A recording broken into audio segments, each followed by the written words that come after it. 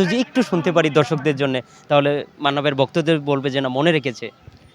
আমি তোমাকে চাই, আমি তোমাকে চাই, আকাশ যেমন মাটিকে চাই, নদী যেমন সাগরে যায়, আকাশ যেমন মাটিকে চায়, নদী যেমন সাগরে যায়, তেমনি করে তোমার সাথে বলবো কথা।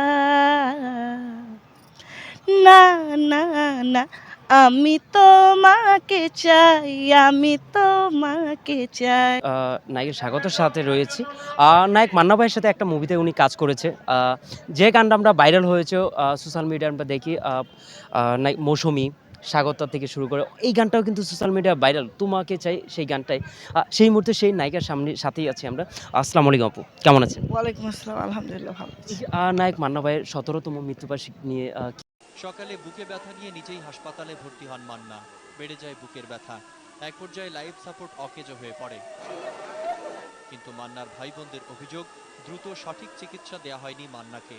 কি বলবেন? উনার সাথে তো আপনি একটা স্ক্রিন শেয়ার করেছেন। তো যদি একটু স্মৃতিগুলা শুনতে পারি আপনার মুখ থেকে উনার, উনি মানুষ হিসেবে কেমন ছিলেন? ১৭তম মৃত্যুবার্ষিকী মানে সময় ১৭ কিভাবে বছর। ১৭ বছর চলে গেল, তাই না?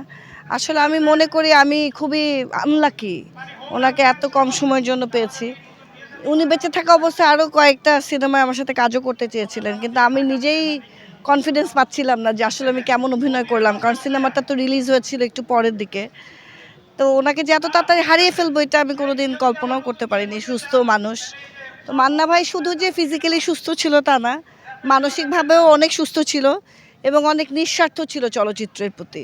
তো এরকম একজন মানুষ চলচ্চিত্র হারিয়েছে মানে চলচ্চিত্রের অনেক বড় লস। এই যে মান্না ভাইয়ের সাথে কাজ করেছেন, মৌসুমী ছিল, সিনিয়র নায়িকা ছিল, তারপরে তো মান্না ভাই একসাথে জুটি হয়ে কাজ করছেন। সেই স্মৃতিগুলো যদি আপনার মুখ থেকে একটু শুনতে পারি। শুধুমাত্র মান্না ভাই, মৌসুমী আপু যে ছিল তা না, ওই সিনেমায় আমার রাজ্জাক আঙ্কেলের সাথে অভিনয় করতে হয়েছে। ওই সিনেমায় আমার মিশা সওদাগরের সাথে অভিনয় করতে হয়েছে। ওই সিনেমায় আমি মুসলিম ভাইয়ের ফাইট ডিরেকশনে কাজ করেছি এবং মাসুম বাবুলের ডান্স ডিরেকশনে কাজ করেছি। ওনারা সবাই তখনকার পরীক্ষিত টপ ক্লাস পারফর্মার বা ডান্স কোরিওগ্রাফার বা ফাইট কোরিওগ্রাফার। সো আমি বলবো এটা আমার জন্য একটা ভাগ্যের বিষয় এবং সবচেয়ে বড় ব্যাপার ছিল আমি আসলে বুঝতে পারছিলাম না আমি কত বড় মানুষের সাথে কাজ করছি, বা আমার আশেপাশে যে এত বড় বড় মানুষ, এই বোধটা তখনও হয়নি।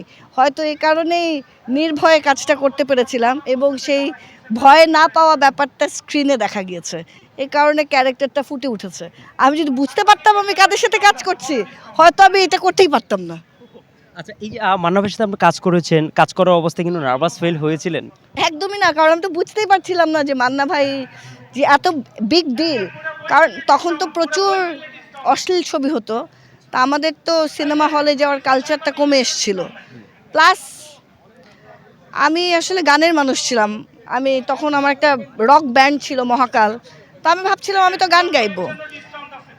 মান্না ভাই মারা যাওয়ার দিন আমি সবচেয়ে বেশি বুঝতে পেরেছি উনি আসলে কতটা জনপ্রিয় এবং কতটা বড় মাপের একজন অ্যাক্টর।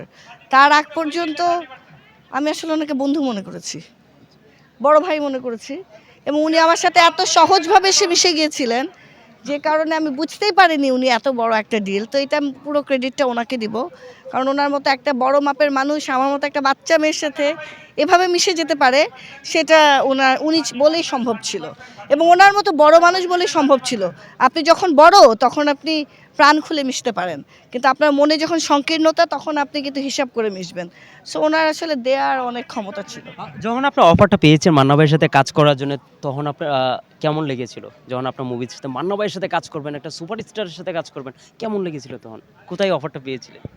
আসলে আমি ওনাকে প্রথমে বলেছিলাম আমি কাজটা করতে চাই না, কারণ আমি তো গান গাইতে চাই এবং অফারটা পেয়েছিলাম মান্না ভাই আব্দুল্লাল মামুন স্যারের একটি চলচ্চিত্রে অভিনয় করছিলেন, দরিয়াপাড়ের দৌলতি। তো ওই সিনেমায় আমি ছিলাম না। তার মনে হয় ৩ মাস আগে আমি আব্দুল্লাল মামুন স্যারের সাথে পরিচিত হই এবং উনি আমাকে দিয়ে প্রথম অভিনয় করান। তো স্যার সামহাও সিনেমাটা শুটিং করার সময় আমাকে মিস করছিল বারবার, যে স্বাগতা হলে ভালো হতো। তো তখন মান্না ভাই পিক করে যে এই মেয়েটা কে, যাকে আব্দুল্লাল মামুন স্যার মিস করছেন।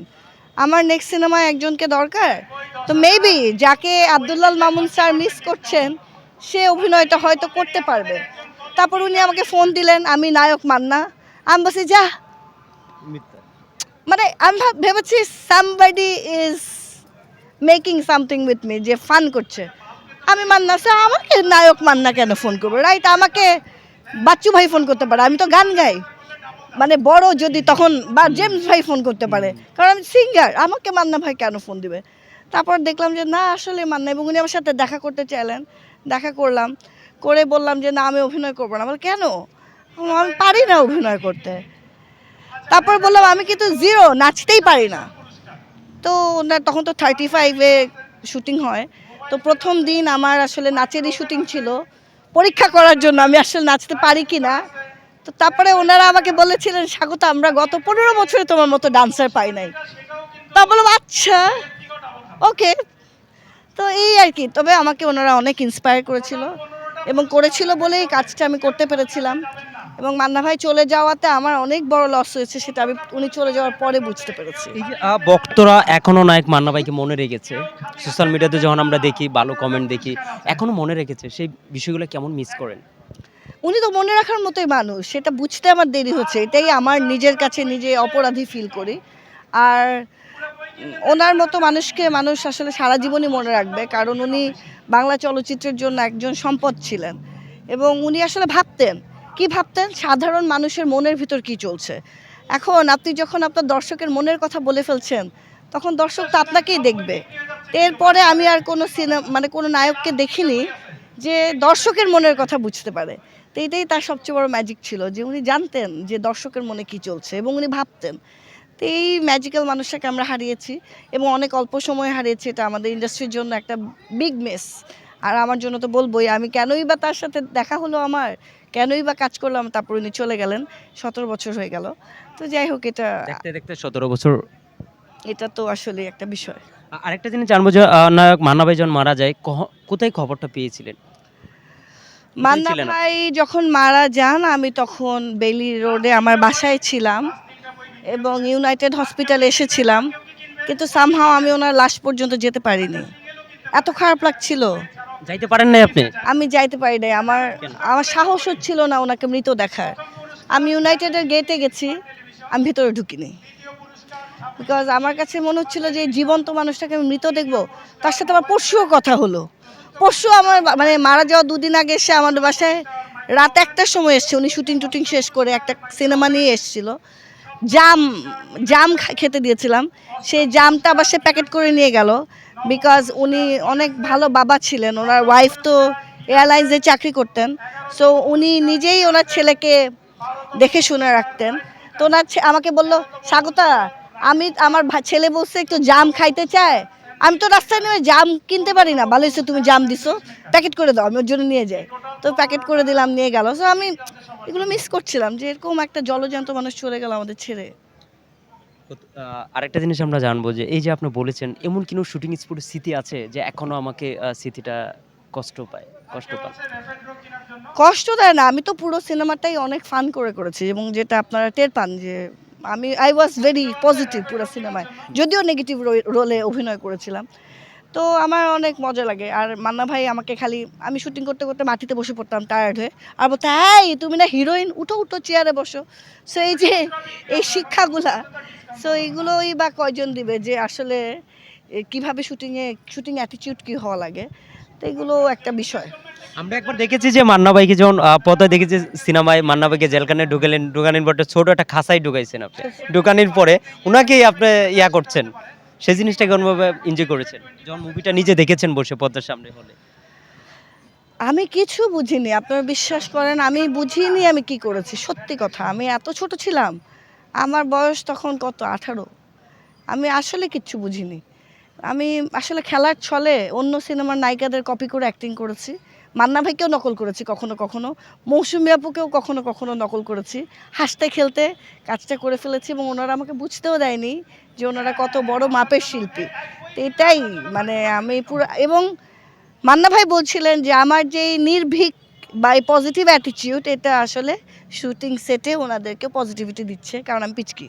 তো এইটাই, এটা একটা অনেক সুন্দর একটা অভিজ্ঞতা ছিল। সেই মুভির একটা গান যদি আপনার মুখ থেকে এখন একটু শুনতে পারি, ভক্তদের জন্য অবশ্যই একটা বার্তা থাকবে যে আমি তোমাকে চাই মৌসুমী, আপনি ছিলেন সেই গানটা।